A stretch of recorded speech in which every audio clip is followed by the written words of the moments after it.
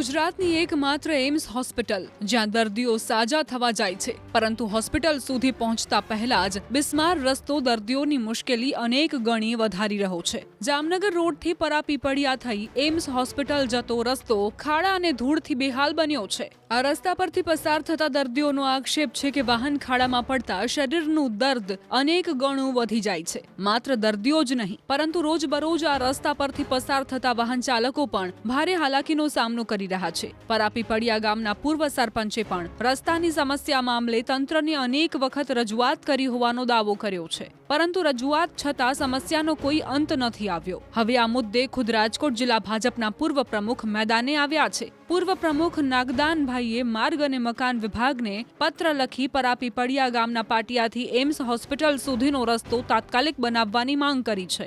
માત્ર માંગ નહીં, 13મી તારીખ સુધીમાં રસ્તો નહીં બને તો આંદોલનની ચીમકી પણ ઉચ્ચારવામાં આવી છે। ખંડેરી અને પરાપીપળિયા ગામના લોકો દ્વારા રસ્તા રોકો આંદોલન કરવાની ચીમકી અપાતા હવે બિસ્માર રસ્તાનો મુદ્દો ગરમાયો છે।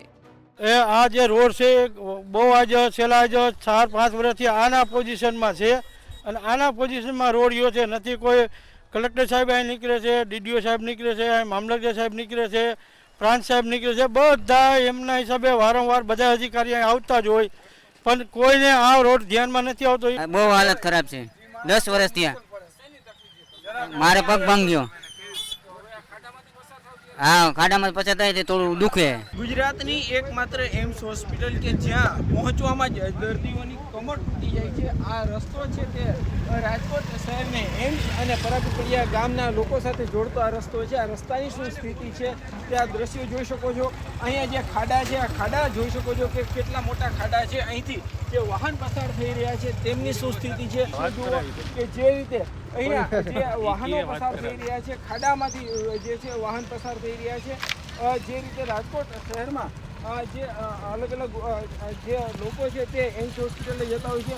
રસ્તાની તો વાત જ જવા દો। આમાં ડીઝલના ભાવ વટાણે એક તો આવવાના રોજામાં હાલીને અમે થાકી ગયા। કેવી તકલીફ પડે? બહુ તકલીફ પડે। આ ખાતર અમારે લેવું, મજૂર તેડવા મેળવા જાવ હોય તો આ બધી તકલીફ જ પડે। આ ખાડા કેવડા પડ્યા છે આમાં જો તો ખરા। અને આ રસ્તા મામલે તેમને જે છે આ રસ્તો રિપેર કરવામાં નહીં આવે તો આંદોલનની ચીમકી પણ ઉચ્ચારી છે। ત્યારે રસ્તાની હાલત જોઈ શકાય છે, પરિસ્થિતિ જોઈ શકાય છે। ત્યારે કહી શકાય કે એક તરફ જે છે એ રાજકોટ શહેરને સૌથી મોટી હોસ્પિટલ તો મળી છે, પરંતુ તેમના સુધી પહોંચવાના રસ્તા છે તે હજુ પણ બિસ્માર છે। હાર્દિક જોશી, ન્યૂઝ 18 ગુજરાતી, રાજકોટ।